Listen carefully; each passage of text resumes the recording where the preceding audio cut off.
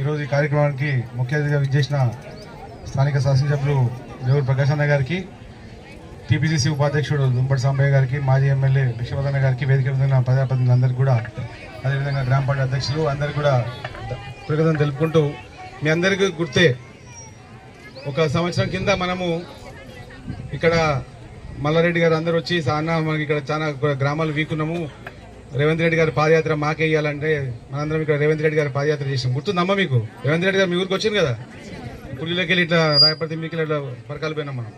So దాని తర్వాత మనకు ఈరోజు ఈ బెల్ట్ లో మనకు 750 ఓట్లు మెజార్టీ వచ్చింది, అంతేనా? 750 ఓట్ల మెజార్టీ వచ్చింది, అంటే ఈ 3 గ్రామాలు కలుపుకుంటే. సో ఇప్పుడు మనకు రాబోయే ఎన్నికల్లో 13 తారీఖు రోజు జరిగే ఎన్నికల్లో తప్పకుండా మనం దాన్ని 3000 తీసుకుపోవాలి. ఎందుకంటే ఇక్కడ రేవంత్ రెడ్డి గారి దృష్టి ఇక్కడ ఊర్లో ఉంది. ఎందుకంటే ఇక్కడ ఊరికి వచ్చిపోయాడు కనుక మన రేపు పొద్దున అన్న కూడా చూపించడానికి, మీ పోయిన పాదయాత్ర ఊర్లలో ఇంత మెజార్టీ చూపించడానికి మనం కూడా కొంచెం కష్టపడి, చాలా పార్టీ వాళ్ళు తిరుగుతుంటారు. ఇప్పుడు బీజేపీ వాళ్ళు వీళ్ళు డబ్బులు తీసుకొని తిరుగుతుంటారు. ఏమి ఇచ్చినా తీసుకోండి, ఎందుకంటే మన డబ్బులే, వాళ్ళే కావు. కానీ దొంగల సొమ్ము అక్కడిక్కడ కబ్జాలు చేసి అమ్ముకొని తెచ్చుకున్న సబ్బులే. మనమేమో అందరం ఆస్తులు అమ్ముకొని పార్టీని కాపాడుకుంటా ఇన్ని రోజులు తిరిగినాం. కాంగ్రెస్ పార్టీ అంటే అది కదా, ఏమన్నా ప్రజాక్షేమం చేస్తాము, ప్రజల కోసం క్షేమం కోసం కోరుకుంటాం. సో మనం కూడా ఈసారి అవకాశం వచ్చింది కనుక కడియం కావు. ఎవరు క్యాండిడేట్ పేరు ఏదమ్మా చెప్పండి, కొద్దిగా వినబట్లేదు గట్టిగా. తెలుసు అందరు 100 రోజులు పనికి వేయించు, ఆకలి అవుతుంది కానీ గట్టిగా చెప్పండి.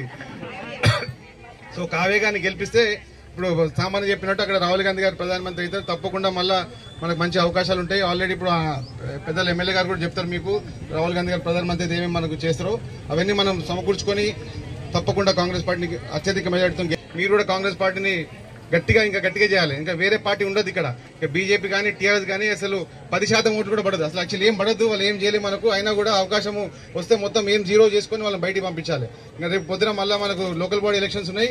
బూత్లలో కష్టపడి పనిచేయండి. మళ్ళీ పొద్దున సర్పంచ్లు కానీ, ఎంపీటీసీలు కానీ, జెడ్పీసీలు కానీ అందరం మనం గెలుచుకోవాలి.